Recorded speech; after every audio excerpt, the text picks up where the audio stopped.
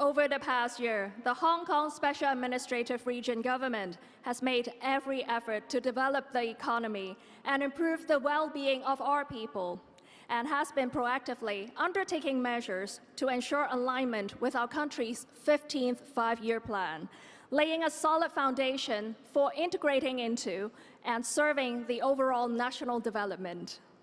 Now, let us take a moment to review the major achievements of the current term government during its fourth year in office.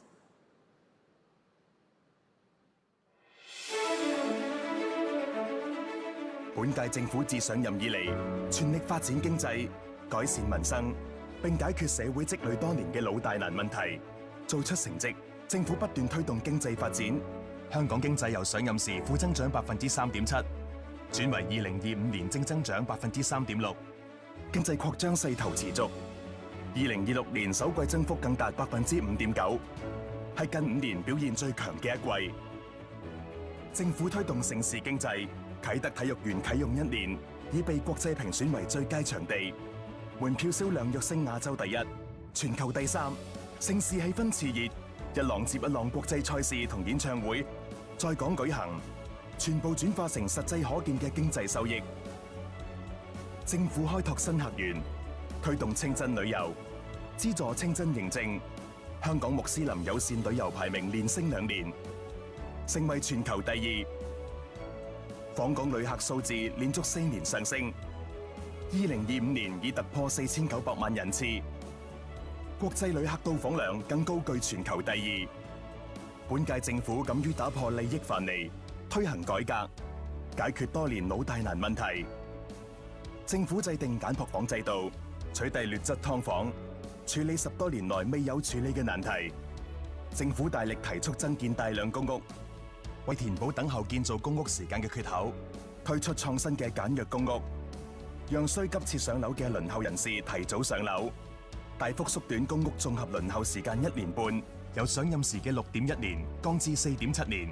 為8年新低，穩步向住預定目標4.5年邁進。特區政府更光榮完成基本法23條本地立法，完成等候咗26年8個多月嘅憲制責任。政府透過政策驅動，主動把握國家發展機遇，使香港屢創高峰，更成為全球最大跨境財富管理中心。2025年新股在港上市集資額按年激增2倍有多，成為全球第1。行政長官先後率團出訪東盟、中東同中亞開拓新市場，其中出訪中亞嘅代表團更係本屆政府規模最大、簽署合作協議同備忘錄數量歷來最多嘅一次，涉及金額更逾16.5億美元。政府主動招商引資，香港對全球企業嘅磁吸效應顯著增強，4年累計逾120家龍頭企業落戶香港。2025年駐港境外公司、地區總部以至本地初創企業數目同創新高。政府打造香港成為國際高端人才集聚高地。香港喺世界人才排名中，由2022年全球第14名躍升10位，至去年成為全球第4、亞洲第1，創歷史佳績。香港人才匯水，2026年首位香港載荷專家黎嘉瑩光榮參與神舟23號飛行任務，為國家航天事業貢獻香港力量。政府打造留學香港品牌，制定促進大學發展嘅政策同資助。喺最新嘅亞洲大學排名中，香港嘅大學排名榜首，而10強中，香港嘅大學院校佔一半。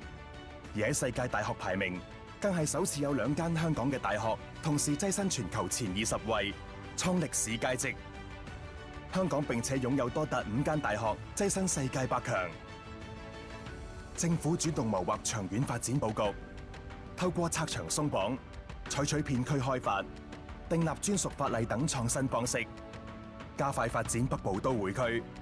河套園區已喺去年投入運作，加速與大灣區城市合作聯動，為香港國際創科建設注入新動能。深圳、香港、廣州科技集群升至全球第1。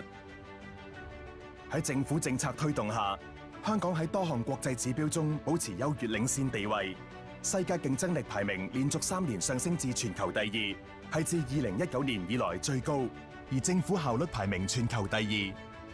香港國際金融中心地位繼續稱霸亞太，穩居全球3甲，金融科技長居世界第1，同時蟬聯全球最自由經濟體第1，以及維持全球最大離岸人民幣業務中心地位。政府正全速制定具前瞻性、策略性同指導性嘅第一個香港5年規劃。行政長官嘅年度施政報告與其一脈相承，結合長期謀劃同年度因時制宜嘅政策措施，與市民合力譜寫香港更美好嘅未來。